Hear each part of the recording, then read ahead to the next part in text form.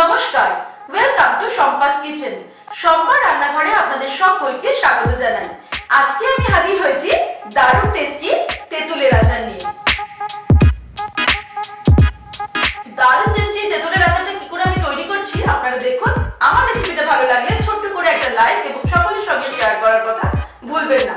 তাহলে চলুন তৈরি করে ফেলি টেস্টি টেস্টি তেঁতুলের আচার।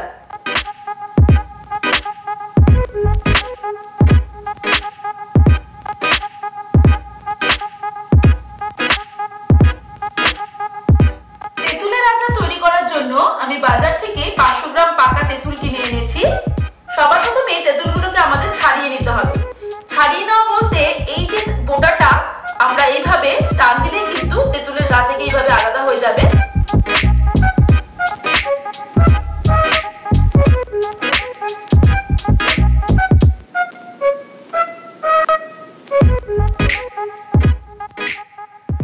তেঁতুলগুলো ছাড়িয়ে নেওয়ার পর এবার তেঁতুলগুলোকে আমরা একটু ভিজিয়ে নেব। এর জন্য আমি 1 কাপ জল এর মধ্যে দিয়ে দিলাম। আর একটু পরিমাণ জল লাগবে, কারণ তেঁতুলটা যাতে সম্পূর্ণ জলের মধ্যে ভিজে থাকে। তবে খুব বেশিও আবার জল দেবো না, এর জন্য জলটাকে আমরা ধীরে ধীরে অ্যাড করছি। 2 কাপ জল আমি দিয়ে ভিজিয়ে রাখবো খুব অল্প সময়ের জন্য, জাস্ট 10 মিনিট। ততক্ষণে আমরা আচারের মশলাটা তৈরি করে নেব। আচারের মশলাটা তৈরি করার জন্য সবার প্রথমে আমি কড়াইটাকে গরম করেছি। এর মধ্যে আমি দিয়ে দিচ্ছি 10টা মতো শুকনো লঙ্কা। শুকনো কড়াইতে, এর মধ্যে কিন্তু আমি আগে কোনো তেল বা কিছু অন্য কিছু দিইনি। শুকনো কড়াইতে জাস্ট আমরা মিডিয়াম আঁচে প্রথমে শুকনো লঙ্কাটাকে ফ্রাই করে নেব 1 মিনিট।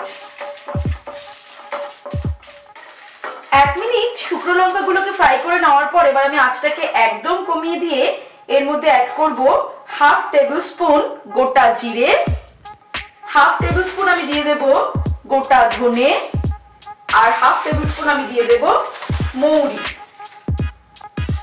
এবারে সবটাই আঁচটাকে মিডিয়ামে রেখে আমি আরো 1 মিনিট ফ্রাই করে নেব।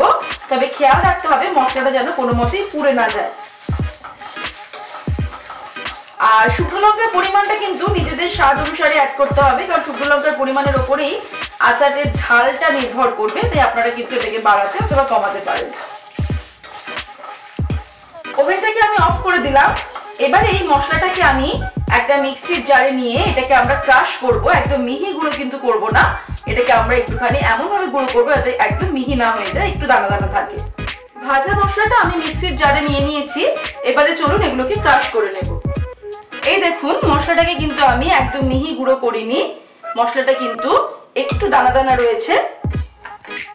আমাদের আচারের জন্য কিন্তু এরকমই মশলাটাকে তৈরি করে নিতে হবে। এবারে আমি কড়াইতে 400 গ্রাম গুড় দিয়ে দিচ্ছি। আমি আখি গুড় নিয়েছি, আখি গুড়ে কিন্তু এই আচারটা ভালো হয়।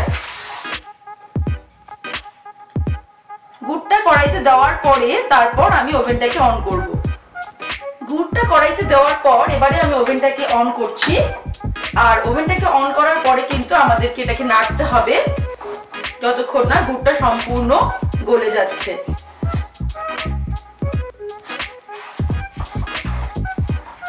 মিনিট 2 সময় লাগলো সম্পূর্ণ গুড়টা গলে যেতে, আর এটা কিন্তু ফুটতেও শুরু হয়েছে। এতক্ষণ এটা আমি হাই ফ্লেমে রেখেছিলাম, এবারে আমি ফ্লেমটাকে কমিয়ে মিডিয়াম করে দিলাম। আর নাড়তে নাড়তে আমি আরো মিনিট খানেক এটাকে একটু ফুটিয়ে নেব। 1 মিনিট এটাকে ফুটিয়ে নেওয়ার পর এবারে আমি এর মধ্যে জলে ভিজিয়ে রাখা তেঁতুলটা অ্যাড করে দিচ্ছি। জল শুদ্ধই অ্যাড করে দেব। তারপর ফ্লেমটাকে আমি আবার বাড়িয়ে দিলাম। আর এবারে আবার কিন্তু আমাকে এটা নাড়তে হবে অনবরত। এর মধ্যে আমি অ্যাড করে দিচ্ছি 1 টিস্পুন নুন, তবে নুনটা নিজেদের স্বাদ অনুসারে দেবেন। আর 1/2 টিস্পুন আমি দিয়ে দেব লঙ্কার গুঁড়ো। লঙ্কার গুঁড়োটা অবশ্যই নিজেদের স্বাদ অনুসারে, কারণ ঝালটা কিন্তু আর নুনটা কিন্তু নিজেদের স্বাদ অনুসারে কম বা বেশি আমরা অ্যাড করে নেব। বারবার আমি বলছি এটাকে কিন্তু নাড়তে নাড়তে রান্নাটা করতে হবে। আজকের থ্যাঙ্কসগিভিং পর্বে আমি ধন্যবাদ জানাতে চাই শানয়া মুখার্জিকে। শানয়া মুখার্জি, তোমাকে অনেক অনেক ধন্যবাদ। তোমার কাছ থেকে আমি অনেক সুন্দর সুন্দর ভালো ভালো কমেন্ট পেয়েছি। আমার অনেক রেসিপিতে তুমি কমেন্ট করেছো। এভাবেই আমার রেসিপিগুলো দেখতে থেকো, আমার সঙ্গে থেকো।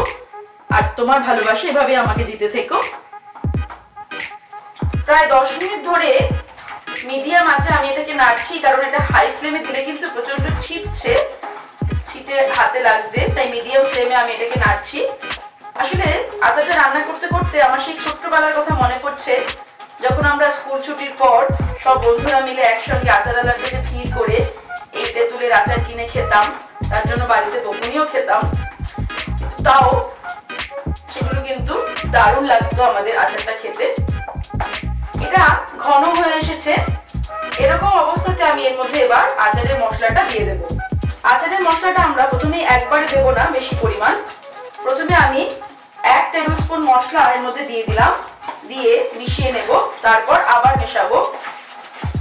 আর এটা কিন্তু ক্রমাগত নাড়তে থাকতেই হবে, না হলে কিন্তু নিচে লেগে যাবে।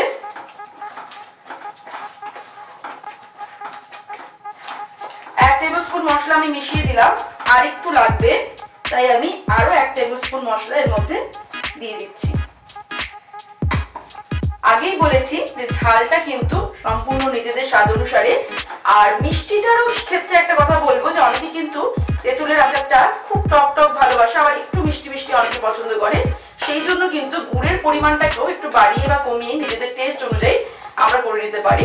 কারণ আমি 500 গ্রাম তেঁতুলের জন্য 400 গ্রাম গুড় ব্যবহার করেছি, আপনারা চাইলে কিন্তু পুরোপুরি 500 গ্রাম গুড়ও ব্যবহার করতে পারেন, অথবা তার থেকে একটু কমও করতে পারেন। আচারটা মিশিয়ে দিলাম মশলাটা আমি আচারের মধ্যে। এবারে আমি ওভেনটাকে আবার মিডিয়ামে রেখে, আর বেশিক্ষণ লাগবে না আমাদের, আর কিছুক্ষণ আমরা এটাকে নাড়াচাড়া করব।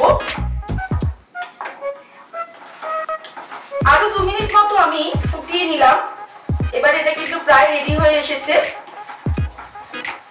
আমার রেসিপিগুলো যারা বাড়িতে ট্রাই করেন তাদের জন্য বলি, আপনারা কিন্তু অবশ্যই ফেসবুক গ্রুপটা, অর্থাৎ সম্পাস কিচেনে যে ফেসবুক গ্রুপ আছে ওটাকে জয়েন করে নিন, তাহলে কিন্তু আপনাদের রান্না করা আমার রেসিপিগুলো ছবি আপনারা ওখানে আপলোড করতে পারবেন, যেটা আমি দেখতে পারবো, সবার সঙ্গে শেয়ার করতে পারবো, সেটা কিন্তু খুবই ভালো লাগবে। আর অবশ্যই আমাকে কিন্তু কমেন্ট করে জানাবেন যে আজকের এই তেঁতুলের আচারের রেসিপিটা আপনাদের কেমন লাগবে। এবারে আমি এটাকে অফ করে দিলাম, তারপর আমরা আচারটাকে ঠান্ডা হতে দেব। ঠান্ডা হওয়ার পর আমি কিন্তু সার্ভ করব, আর বাকিটা বয়মের মধ্যে ঢুকিয়ে রাখবো। তৈরি হয়ে গেছে আমাদের আজকের রেসিপি তেঁতুলের আচার। ঠান্ডা হওয়ার পর এটাকে আমি একটা বয়মের মধ্যে ঢুকিয়ে নিয়েছি। এবার রোদে দিয়ে দিয়ে কিন্তু বেশ কয়েকদিন ধরে এটাকে আমরা খেতে পারবো। তবে এইটুকু আচার শেষ হতে বেশি দিন সময় লাগবে না। আমার রেসিপিটা ভালো লাগলে ছোট করে একটা লাইক এবং সকলের সঙ্গে শেয়ার করতে ভুলবেন না। আর নতুন নতুন রেসিপির আপডেট পাওয়ার জন্য এক্ষুনি আমার চ্যানেলকে সাবস্ক্রাইব করে নিন। ভালো থাকবেন, সুস্থ থাকবেন। আমি আবার হাজির হব নতুন নতুন রেসিপির সঙ্গে। নমস্কার।